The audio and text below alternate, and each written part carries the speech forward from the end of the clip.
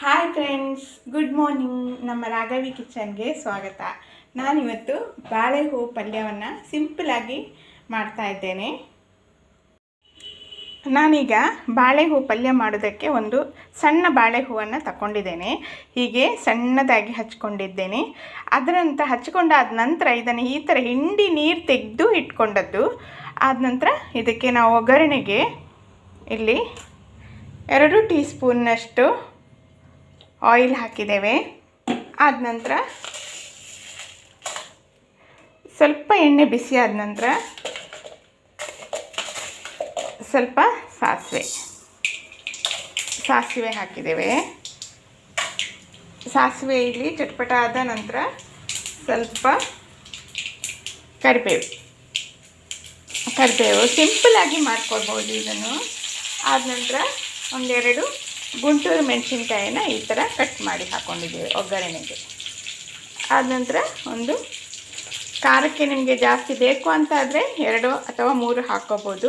ನನಗೆ ಇಲ್ಲಿ ಖಾರ ಬೇಡ. ಆದ ನಂತರ ನಾವು ಒಂದೇ ಹಸಿಮೆಣಸನ್ನು ಹಾಕ್ಕೊಂಡಿದ್ದೇನೆ. ಆದ ನಂತರ ಈ ಥರ ಸ್ವಲ್ಪ ಹಾಕ್ಕೋಬೇಕು. ನಂತರ ಒಂದು ಈರುಳ್ಳಿಯನ್ನು ಈ ಥರ ಸಣ್ಣದಾಗಿ ಕಟ್ ಮಾಡಿಕೊಂಡಿದ್ದಂತಹ ಒಂದು ಈರುಳ್ಳಿಯನ್ನು ಇದಕ್ಕೆ ಸೇರಿಸ್ಕೋಬೇಕು.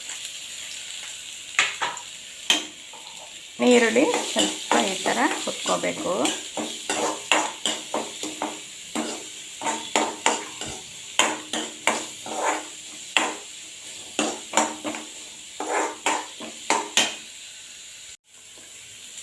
ಆದ ನಂತರ ಸ್ವಲ್ಪ ಹುರಿದಾದ ನಂತರ ನಾವು ಆಗಲೇ ಹಚ್ಚಿಕೊಂಡಿರುವಂತಹ ಬಾಳೆಹೂ ಇದೆ ಅಲ್ವಾ, ಅದನ್ನಿಗೆ ಹಾಕ್ಕೋಬೇಕು. ಹಾಕ್ಕೊಂಡು ಹೀಗೆ ಒಂದು ಮಿಕ್ಸ್ ಮಾಡಿ ಸ್ವಲ್ಪ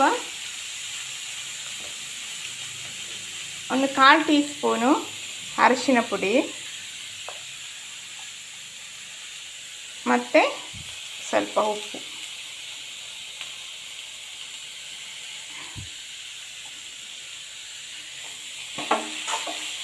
ರುಚಿಗೆ ತಕ್ಕಷ್ಟು ಉಪ್ಪನ್ನು ಹಾಕಬೇಕು. ಈ ಥರ ಫ್ರೈ ಮಾಡ್ಕೋಬೇಕು. ಈ ಥರ ಫ್ರೈ ಆದ ನಂತರ ಸ್ವಲ್ಪ ಇದು ಬೇಯಬೇಕಲ್ವಾ, ಒಂದು 1/4 ಗ್ಲಾಸ್ ನೀರು ಸೇರಿಸ್ಕೋಬೇಕು. ನೀರು ಸೇರಿಸ್ಕೊಂಡು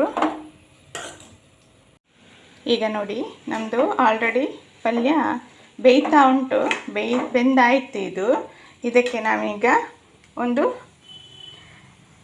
ಒಂದು 4 ಬೆಳ್ಳುಳ್ಳಿ ಪೀಸ್ ಇದೆ ಅಲ್ವಾ, ಅದನ್ನು ಈ ಥರ ಸಿಪ್ಪೆ ಸುಲಿದಿಟ್ಕೊಂಡಿದ್ದೇನೆ.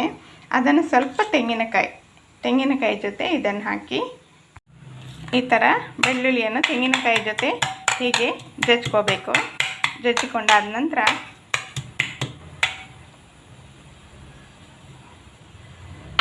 ಇದನ್ನು ನಮ್ಮ ಪಲ್ಯಕ್ಕೆ ಸೇರಿಸ್ಕೋಬೇಕು.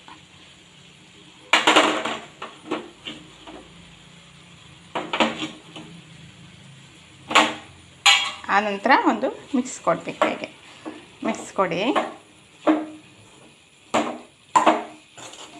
ಉಪ್ಪು ಖಾರ ಎಲ್ಲ ಮೊದಲೇ ನೋಡ್ಕೋಬೇಕು. ಆದರೆ ಖಾರಕ್ಕೆ ನಾವು ಹಸಿಮೆಣಸಿನ್ಕಾಯಿ ಹಾಕಿದ್ದೇವಲ್ವಾ, ಅದರ ಅಷ್ಟೇ ಸಾಕು. ಖಾರ ನಿಮಗೆ ಬೇಕಾದರೆ ಹಾಕ್ಕೋಬೋದು. ನಮ್ಮಲ್ಲಿ ಇಲ್ಲಿ ಖಾರ ಜಾಸ್ತಿ ತಿನ್ನೋರಿಲ್ಲ, ಆ ಕಾರಣದಿಂದ ನಾನು ಒಂದೇ ಹಾಕಿದ್ದೀನಿ. ಈ ಥರ ಮಿಕ್ಸ್ ಕೊಟ್ಟು ನಂತರ ಸ್ವಲ್ಪ ಒಂದು 2 ನಿಮಿಷ ಹೀಗೆ ಬಿಸಿ ಆದರೆ ಸಾಕು. ನಮ್ಮ ಪಲ್ಯ ಆಲ್ರೆಡಿ ರೆಡಿ ಆಯಿತು. ಸಿಂಪಲ್ ಆಗಿರುವಂತಹ ಒಂದು ಪಲ್ಯ ಇದು. ಊಟದಲ್ಲಿ ಸೈಡ್ ಡಿಶ್ ಆಗಿ ತಗೋಬೋದು. ನಮ್ಮ ಪಲ್ಯ ರೆಡಿ. ನಿಮಗೆ ಈ ರೆಸಿಪಿ ಇಷ್ಟ ಆದರೆ ನಮ್ಮ ಚಾನಲ್ಗೆ ಒಂದು ಲೈಕ್ ಕೊಡಿ, ಶೇರ್ ಮಾಡಿ, ಹಾಗೆ ಸಬ್ಸ್ಕ್ರೈಬ್ ಮಾಡಿ. ಓಕೆ, ಬಾಯ್.